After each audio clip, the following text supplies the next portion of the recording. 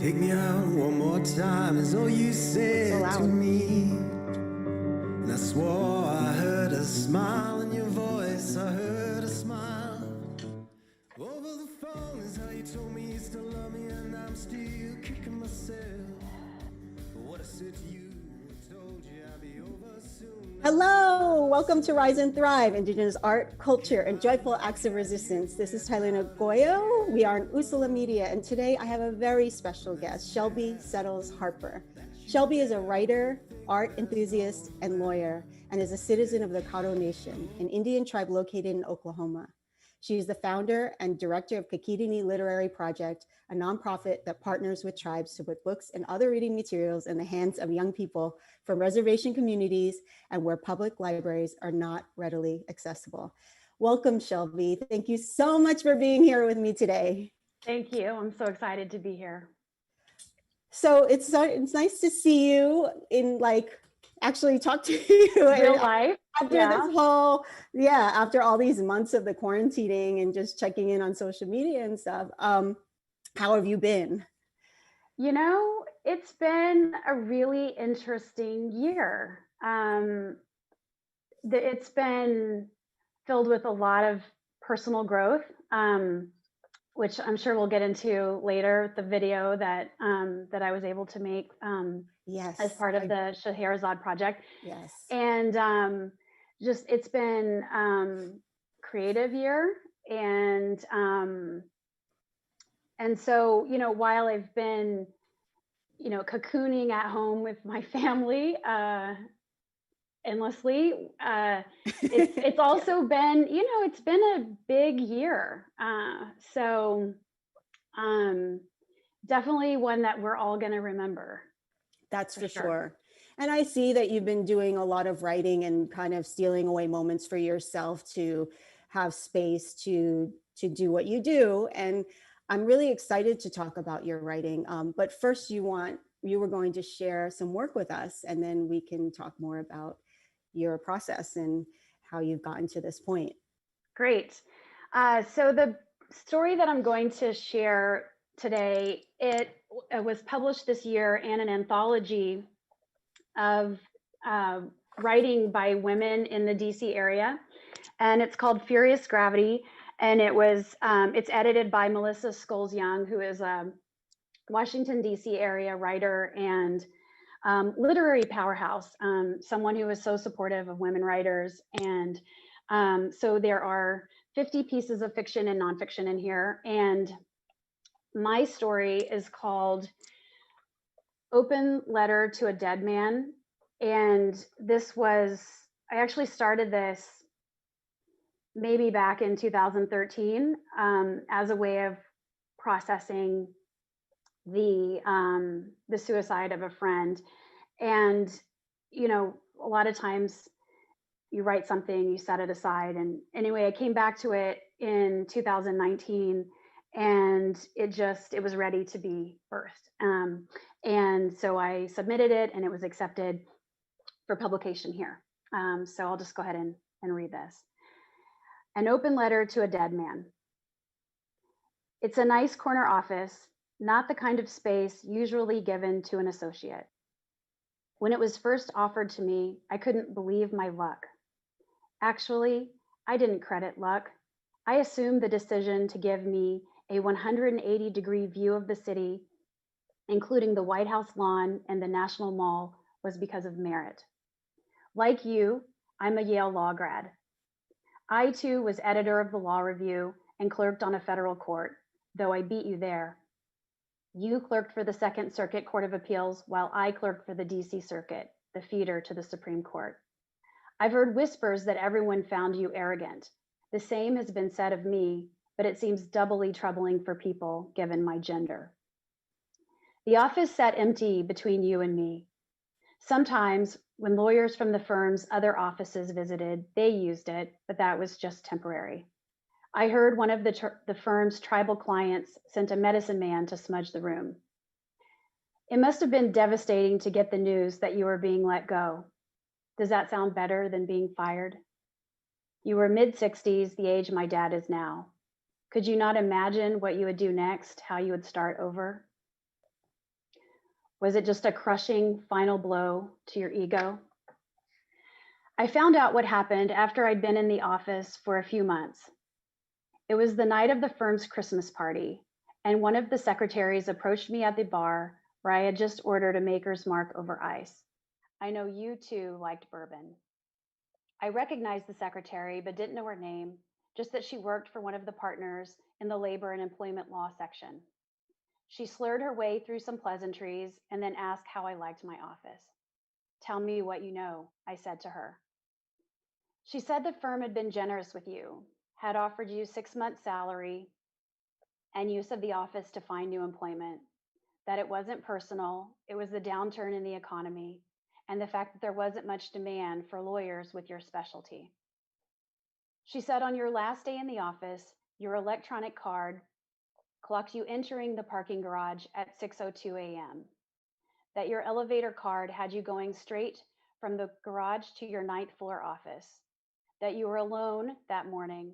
The next person wouldn't arrive until 7:45 a.m., that it was your secretary who'd found you and let out a scream heard all the way from the law library, that you'd put a gun to your head and pulled the trigger right there at your desk. One final act of pure screw you to the firm you'd given 17 years of your life. She said your out of office message was especially disturbing. After this morning, you'd written, I cannot be reached. Please contact my assistant Barbara for help with all matters.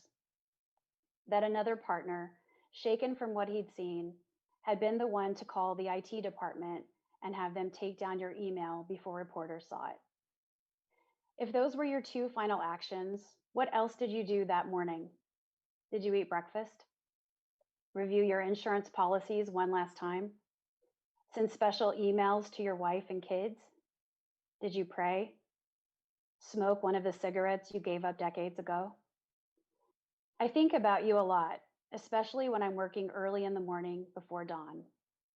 You might have seen a beautiful sunrise on your last day in the office. I hope you did. Thank you for sharing that.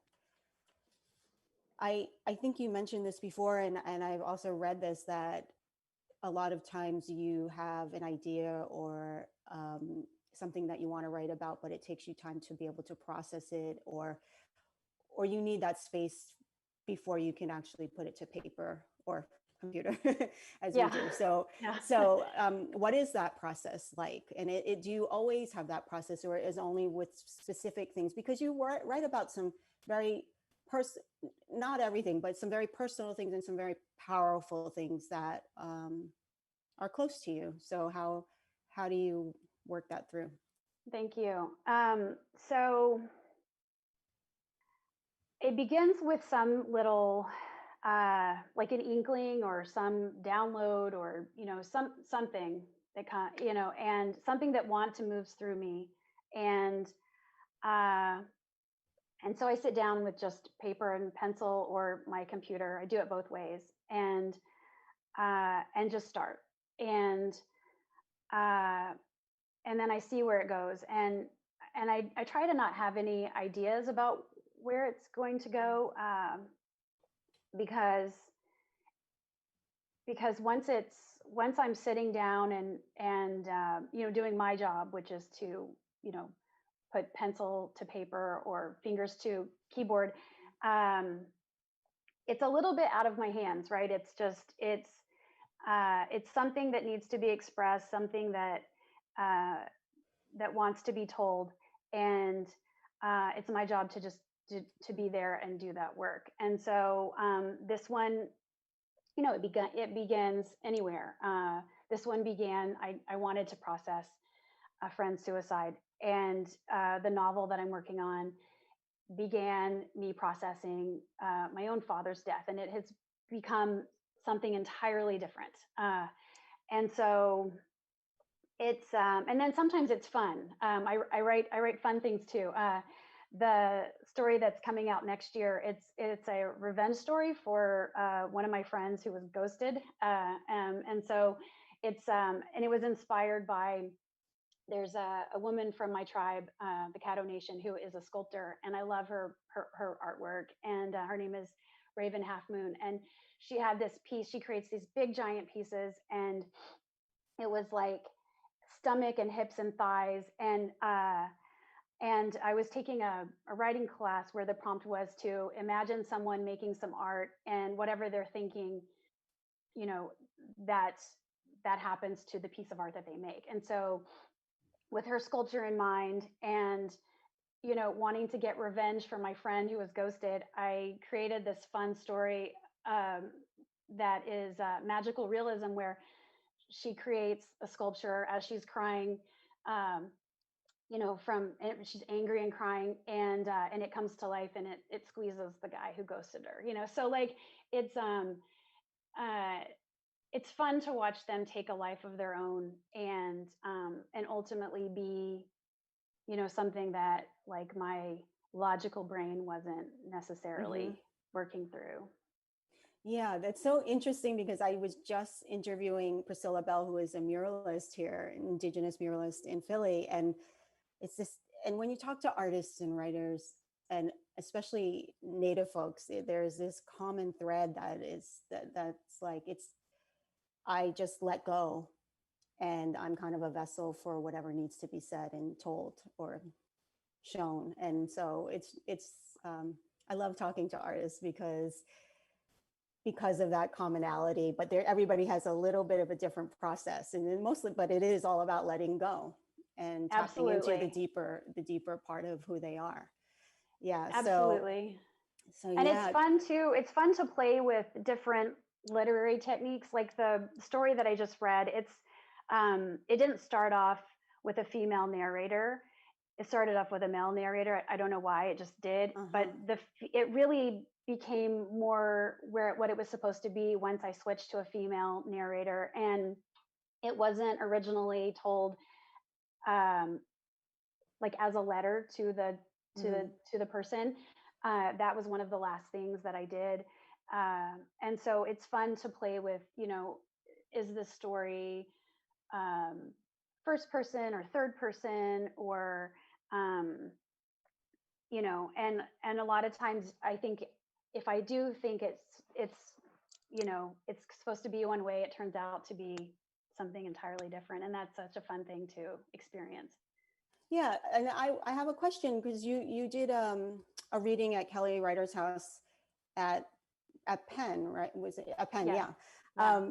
And you read a story, and I'm sorry, I can't remember the name of it right now, but and you said it was about your father, but the story was not your story necessarily. So when you present a story and you say it in that way, but then you make an adjustment, like how do you expect people to like take that? And how do you, you know, I mean, because obviously all these things are inspired by your life in one way or another, but then you want to be clear, like, well, don't be literal about this. Like, don't take it point for point. Right.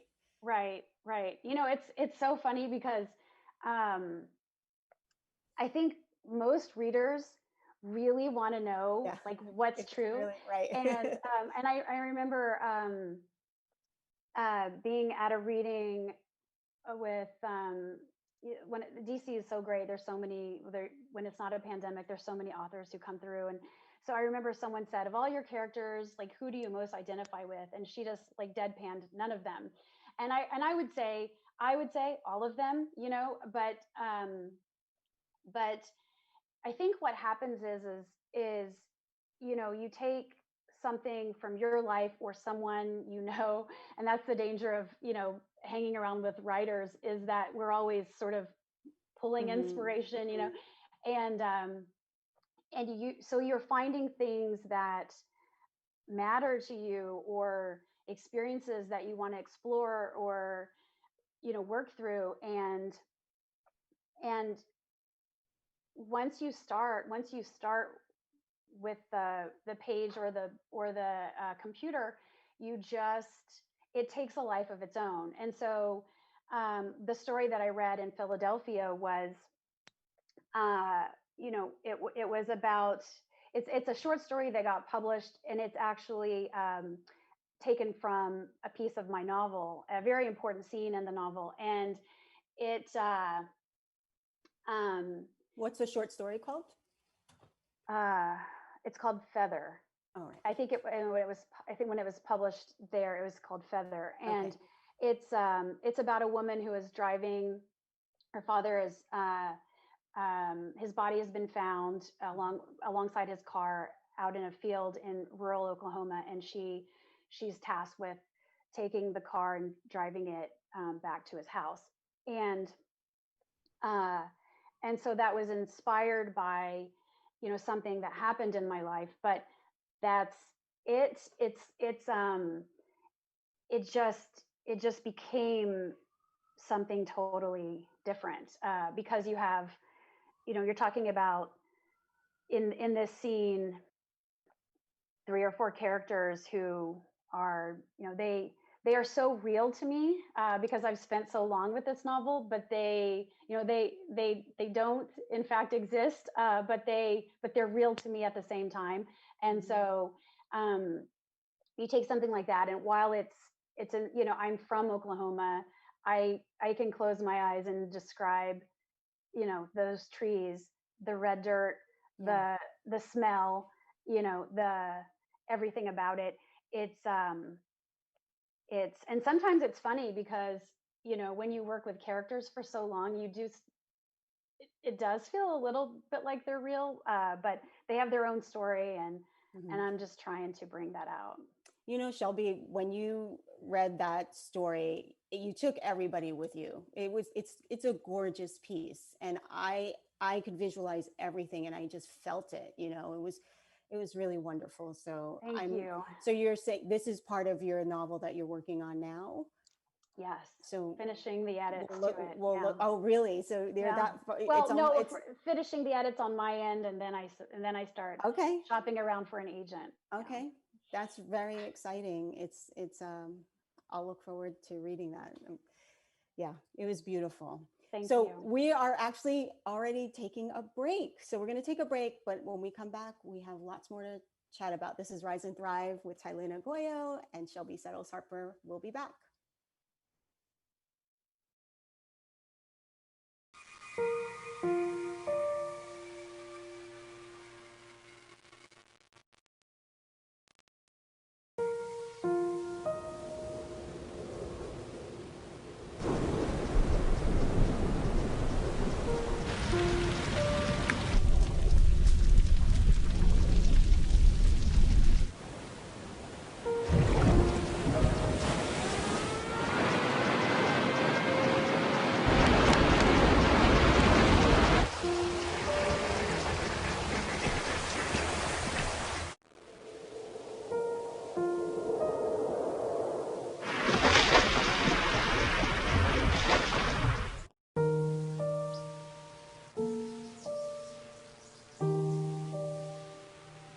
Don't wait.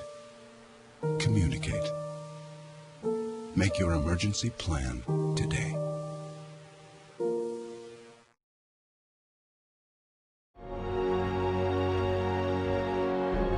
If you're even considering getting your high school diploma, go get it. You can do it. Find free adult education classes near you at finishyourdiploma.org.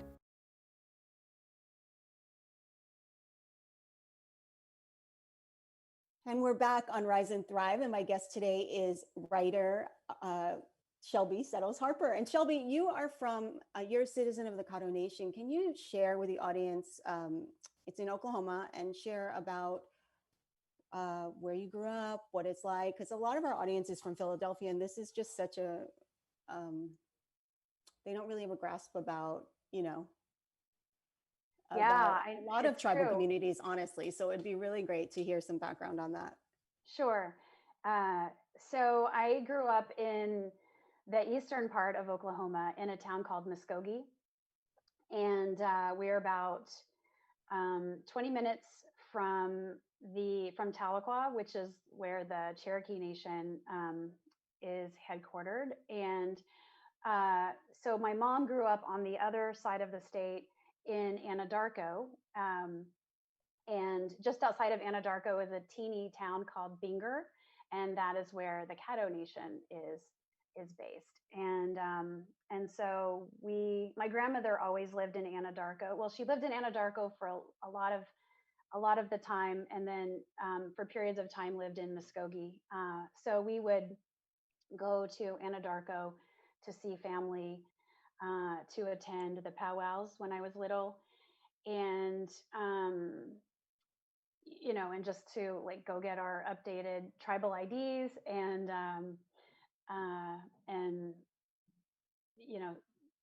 lots of activities like that. So it's my tribe is small, and one thing that I've always found interesting, and that I share with people who are not Native and don't know much about Native people, is just how different tribes are, and a lot of it is has to do with the geography. So like I explain, like the Southern California tribes have like a certain personality or outlook, which is different from the Southern tribes, and the tribes in New England, the tribes up north, so, and then the Plains tribes. And so like there's just such a different history with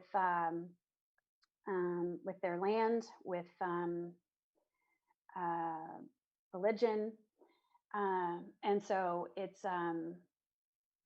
like I use that to explain how the tribal experience that leads to where we are in 2020, which is like a lot of like it's not just one culture, there's many, and my tribe being from the Southern Plains and in Oklahoma, it has a certain experience and way of being. And yeah, let's talk about our experience in 2020. You worked recently on this Instagram project called Scheherazade Project. And your piece was incredibly powerful, and you were very vulnerable. I thought, I thought it was amazing to see that side of you, and in the way that you did it. What Shelby did was to take many pieces of paper, and I'll let you explain it actually, because I think, yeah, it's so personal. Okay. Go ahead. Okay. Yeah, so I have a friend of mine, Lisa Liebau, who I studied writing with, partnered with Julia Alvarez. So they're both authors, and to create a project called the Scheherazade Project. And it's still going on. It goes, it's 101 nights of art by women, and it can be dance, music, writing, anything, leading up to the election. And it's, when I first, asked to participate, I thought I would read one of my stories. And then, as our country was going through a bit of a reckoning with race and violence against Black people, and it, like I, along with a lot of other people, really went inward and deep, and it brought up a lot. So the murders of George Floyd, Breonna Taylor, Ahmaud Arbery, it caused me. I thought, I could play it safe and read something that I've written and published, but I want to make something, and I want to make something that that speaks to what's going on inside of me. And it did feel really vulnerable because, I am a fiction writer, and I really like fiction because there's a distance there, right, between me and the reader. And so I've always thought, people who write memoir are so brave. So I created I did a storytelling through, holding up signs that had words and sentences. And it was the best way to summarize it is it was me exploring, my own sense of identity, um, what it what it means and feels like to be white passing, uh, what is my role, what can I do, and then also allowing myself to recognize that the things that the racism that I have experienced, while it wasn't directed to me because the people didn't see me as Native, it hurt. And I hadn't let myself feel that hurt because I thought, well, I look like this, so I can't, like, I don't have any, I don't know. I just didn't let myself feel that. So there was a whole lot that went on. And then because it's pandemic and we're wearing masks, I wore a mask that had the red handprint, with the hashtag for murdered and missing Indigenous women, because there are a lot of non-Native people who have never heard of that and want to know more, or have never heard of it, and are engaging in their own exploration of, like, what is the violence that's committed against Black and brown people in this country and in North America. So it was super vulnerable. And but once you film it and you send it away and it goes into the hopper, it's done, and I couldn't pull it back. And so I'm really, I'm proud of it. You should be proud of it. I loved it. There's so much to unpack there. I feel like a lot of what you talked about is there's certain things that I feel like growing up we couldn't talk about or we couldn't say outright, and you went ahead and did it, and it was real. And I was just applauding it the whole way, and it was really powerful and beautiful. And is there a way for anybody to be able to see it still? Because I know it was on Insta Live. Yeah, it was, the Scheherazade Project shares them on Instagram on Live and Facebook Live, but they also have a YouTube page, and so all of the 101 nights of art are housed there, and people can go back. I think mine was number 49, so it's in the 40s, and so I would love for people to take a look at it. And I have, I'm new to putting myself out there, so I'm not reading any comments, but I encourage people to view it and then, have their own experience with it, right, and let it move them, and have their reactions. Right, because it's your truth, right? So it's my truth, and yeah. It's there, yeah.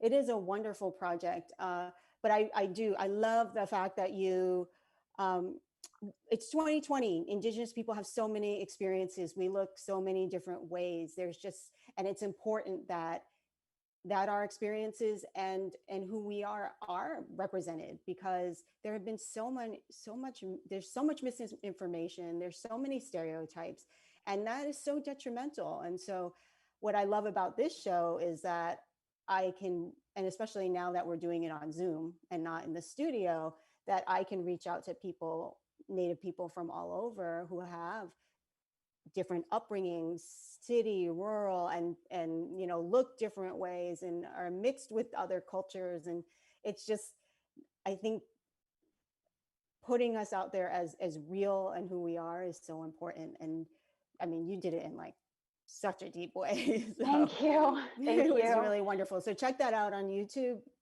if you can. It was really great. I want to move to talk about your Kakirini Literary Project, which is this wonderful nonprofit that you've started. Can you share with the audience what it is? Sure. So this has been cranking around in my mind for years. My cousin Zach and his wife Bianca. I had visited Zach a number of years ago when he was doing legal services on a reservation, and it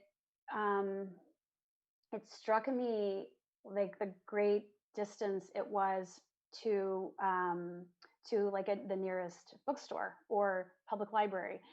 And books were so important to me growing up. My mother and father loved to read. My grandmother took me and my brother to the Muskogee Public Library every week. And I just remember, spending summers transported into stories. And for me growing up in a small town, but having like this desire to see the world, I used to look at a globe and just want to imagine places I would see. And books can take you there. And then books can also show you what's possible. And so it stayed with me that not everyone has access to books. And I wanted to do something about that. And so I am launching a project that will do that. And so my vision is to partner with tribes to design the specific delivery, because I think it's going to be different based on each Native community, but to partner with tribes to put books in the hands of kids who live in these reservation communities who don't have access to public libraries. And so I'm putting together just an amazing, like a board of directors, for that, people whose expertise I can tap and I'm already getting so many good ideas from some like good friends who are willing to serve on the advisory board. And so, we're going to do it. And another thing that I fully believe is that representation matters. And if you are a Native kid in a rural area and you see like, oh, this is a Native author who wrote this graphic novel or this comic book, and you, or you see that, look at these authors of color who have written these books, it expands your idea of what's possible. And so I am so excited for, kids to be able to explore the world through books and to know what's possible. And there's been such an explosion of amazing Native writers whose books have been coming out. And so it's going to be extra exciting to have their books. Yeah, it's reaching kids. Yes. I think it's so important and it's so exciting. The website is nativekidsread.com. And how can people support your organization? Okay, so that is coming. I'd like to have a book list, and I want to support Native owned book companies too. So I know that Louise Erdrich has Book Birch in Minnesota, and I know there's a couple others too. So I envision that there will be a registry where people can do, and then as well as financial support. So that is all in the works. So I would say, bookmark nativekidsread.com and stay tuned for that. Because we would love to have the support. Yeah, yes, this is very important and so necessary. So, and it's great to see it moving so quickly and getting off the ground. It's so exciting. And they can follow you on Native Kids Read on Instagram as well. Yes, that's right. Yeah. And then do you, can we talk about your writing again?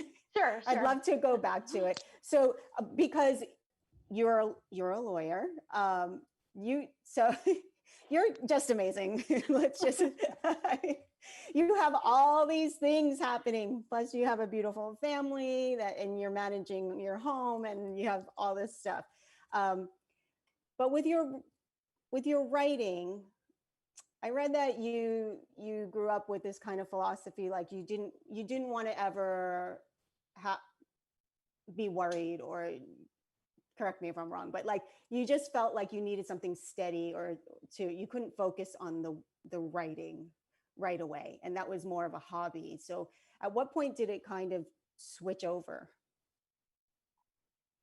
Right. So, I jokingly say that, I'm a firstborn Capricorn. And so I was always going to make the practical decision. And so like a lot of lawyers, I enjoyed reading and writing. And so I went to law school, and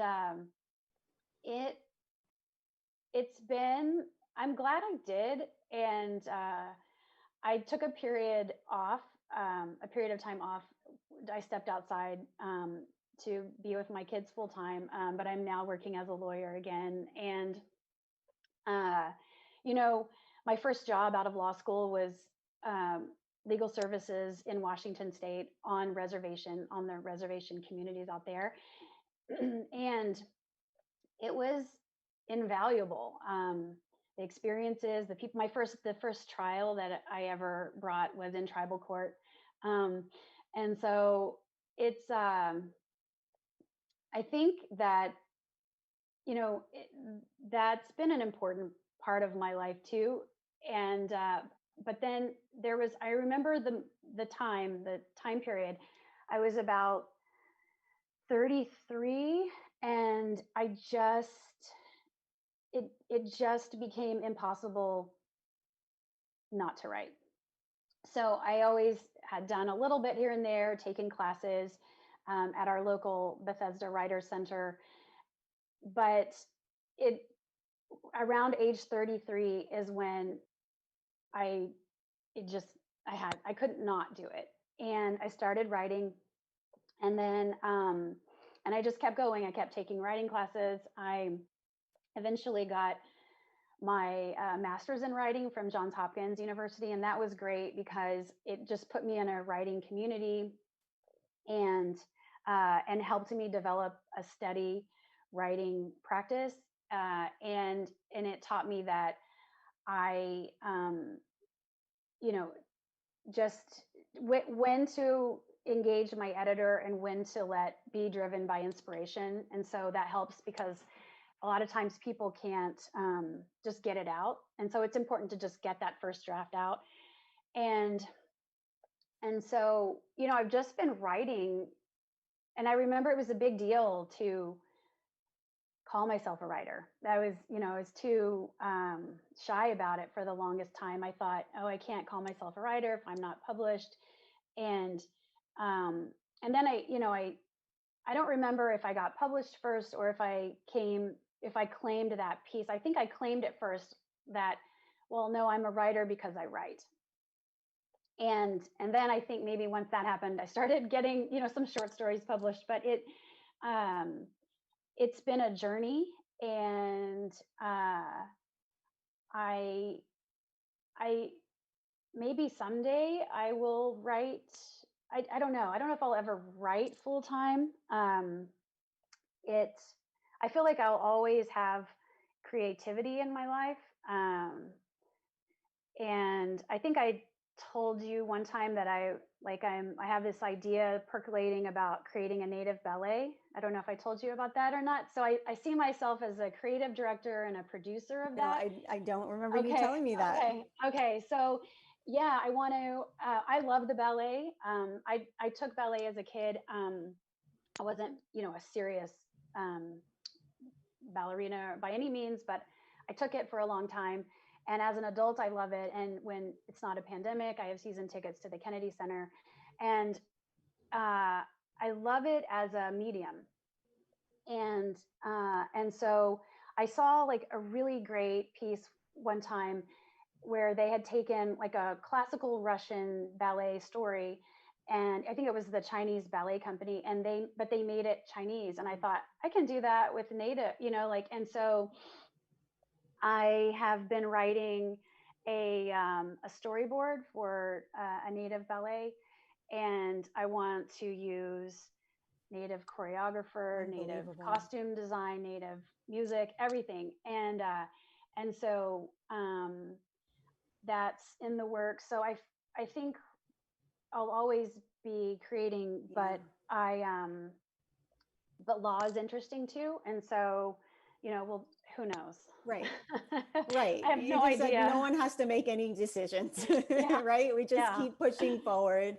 Yeah. Yeah. Yeah. So your website for writing is shelbysettlesharper.com, and it's wonderful. There's a lot of your short stories are on there and links to other things that are of interest to you and more about your story and what inspires you.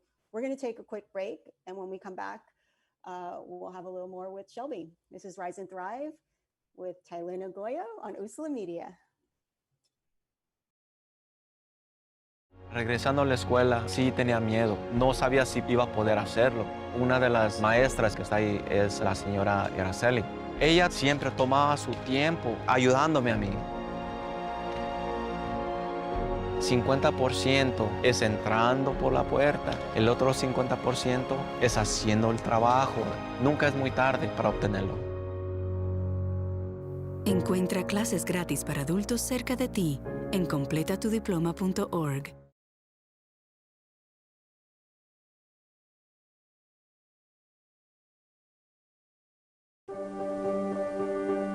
Being prepared is a part of who you are, but it's especially important in the case of a disaster. Be informed about possible emergencies in your area. Make a plan that covers where you go in an emergency. Build a kit with the things you need to survive. There's no one more capable of planning for your situation than you. Start your plan today. Go to ready.gov/myplan.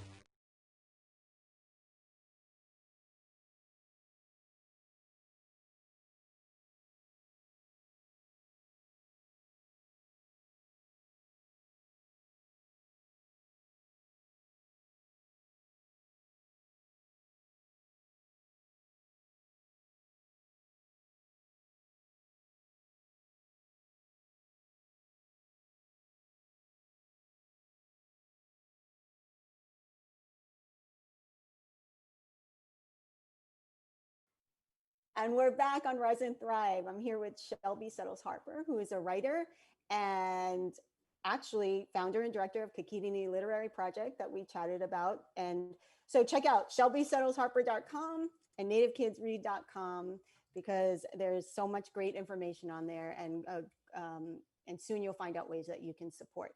Shelby, one of the things that I love when I love following you on social media is that you talk about your past travels with your family. And so I would love it if you were okay with sharing where you've been and what your experience has been as a Native family traveling all over the world. Sure. So we had the great honor of representing the United States in Geneva, Switzerland, when my husband was when he served as U.S. ambassador to the Human Rights Council in Geneva, Switzerland. And we spent 2.5 years there, and the kids attended an international school, and they became fluent in French. My French became a little bit less crappy when I was there, but I could read a menu and get by. And the kids went to, I think, 19 different countries while we were there. Wow. Because Europeans know how to live, and there's like leisure time is, honored. And so when it was fall break, we would take, a trip somewhere. There's a month for the winter holiday. There's ski week, a week when your duty is to just go ski somewhere. And so nice. And then spring break, and then a few months in the summer. And so we took advantage of that completely. And we and then, as well as we'd always wanted to take individual trips with each of the kids. You have a big family, it's nice when you can hang out with just one kid at a time. It's a different experience one-on-one versus managing a group. And so my son and I got to spend a weekend in Budapest, just the two of us. And it's funny because when living in that part of Switzerland, it was a lot of French food and cheese. And so, which is great, we loved it. But when we traveled, it was like when we went to Paris, for example, we went to Chipotle, because we needed like a Tex-Mex fix, or we went and to Ipudu and got a bowl of ramen noodles, because that wasn't what we had available in Geneva, Switzerland. So my son and I, when we went to Budapest, we did have sushi twice, but we did try the local food as well, and that was special. And then I think I went with my 11. She's now 11. She was 6 at the time, 6 or 7. We took the train to Paris. It was 2.5 hours away, and we went to Paris for the weekend and just had such a lovely time. Sounds with that. wonderful. Yeah, it was. Yes. It was. And now the traveling seems so far away, right? So far. Yeah, so far. I look forward to when we can all travel and move around again. And because it's just it's so important. Right. Yeah. Yeah, and just to experience different cultures and have different cultures experience you. And on that note, like, how was that when you were walking through Europe, when you were visiting and meeting people, and seems like you were meeting a lot of dignitaries as well. How did they receive you? Well, they loved President Obama, so they received us really well, and they were really amazing and kind and interesting. I just that was one of the things that was most special to me in Geneva, was just the people who are based there, and whether they're diplomats or people who are there for business, just such fascinating people. And so I'm thinking of my friend who's Romanian, and her husband was from the Czech Republic, and their kids, are speaking Czech and Romanian at home, and then at school they were in the bilingual program learning French and English, and I just like knowing people who speak multiple languages and can go back and forth between them, and who and then I began to learn about kids who grow up in this, like, it's called third culture, where they have passports from maybe 2 different countries, but because they move around internationally, they actually sort of have this third culture of not exactly being embedded in the countries whose passports they hold. So I found that really fascinating too. So it was an incredible experience. We traveled as much as we could, every opportunity we had, and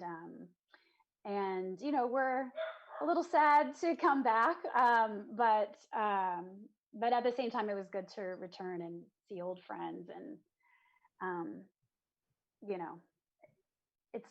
it's in some ways it's so easy to be in America with everyone speaking English, and everything's open all the time, and you can get whatever you want at any time. And so it was, we came back to the ease of that. I hope you can't hear my dogs. They're you can't? It's fine. We can hear you. We can hear you. Okay, good. So it was it was an incredible learning experience, and I feel so lucky. Would you do it again? Absolutely, yes. Anywhere. Yeah. I've always been interested in travel, and would absolutely. Yeah. Well, what's nice now is that I think one of the silver linings of all this challenge that we've been through the past 8 months is that people are much more comfortable working virtually. So even if you had to go to another country to live for a few years, you could still manage everything that you're doing right now from Absolutely. another place. Yeah. So, Yeah. I think this has taught us that that it's really opened up people to knowing that we're not so tied to, being in an office together every day. Right. So that's nice. Yeah. Though I miss that. I think once in a while it would be nice just to have that human interaction, like that energy exchange, Yeah. but we're so lucky that we're able to do all of this over the internet. Yeah. Absolutely. Absolutely. Yeah. So we're going to wrap up in a couple of minutes, but I just want to refresh what do you think the timeline on, did your book have a title yet? I know it's a work in progress, but it does. I'm excited about it. Okay. It does. So the title titles, is, so the title, the working title is Real Indian. okay. And it's about identity and family and homeland. And what's interesting about titles is that sometimes it takes a long time for them to come to you. And so for years, the working title was Persimmon, which is the name of the fictional town that the story is based.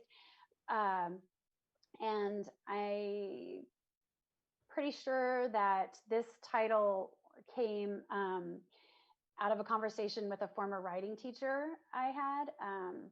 And so it feels good. It feels right. But once it's in the hands of an agent and a publisher, that can all be changed. Right. Yeah. Oh, right. I do want to share that, I'm not a children's book writer, but my youngest child is adopted and was adopted through my tribal court. And when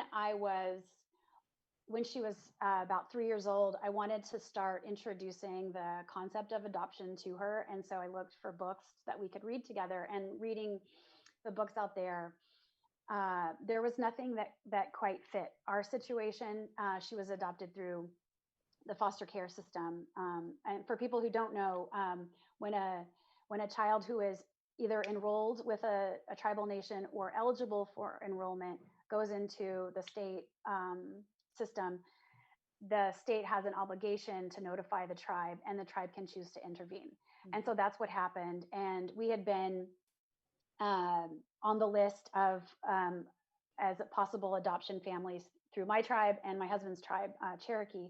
And so we got a call from my tribe, from the Indian child welfare person, who said, there's a baby that, and so I wanted to read to her stories like that, and I couldn't find any. And so they always say, write the book you wish you could read. And so I wrote her one, and so it's in draft form right now, and it's it's one of many projects. but it will, I truly believe it will be fully birthed and out there, and will serve a purpose of being, a story that fits certain people, and that needs to be out in the world. Yeah. So that will be birthed someday too. But it also goes back to your question earlier about, like, do I know how things are going to go? And, it's just, I didn't set out to write a children's book. I saw, like, this is a need, and this is a need. Yeah. So I just wanted to write that. That's amazing. Incredible. I love following all the things that you're doing, and it's such important work. And I really appreciate you taking the time out of your busy schedule to sit down and chat with me today. And thank you to your family too. Thank you. Thank you so much for having me. Yeah, Shelby, thank you so much. This is Rise and Thrive with Tailin Agoyo on Usula Media. We'll see you next week.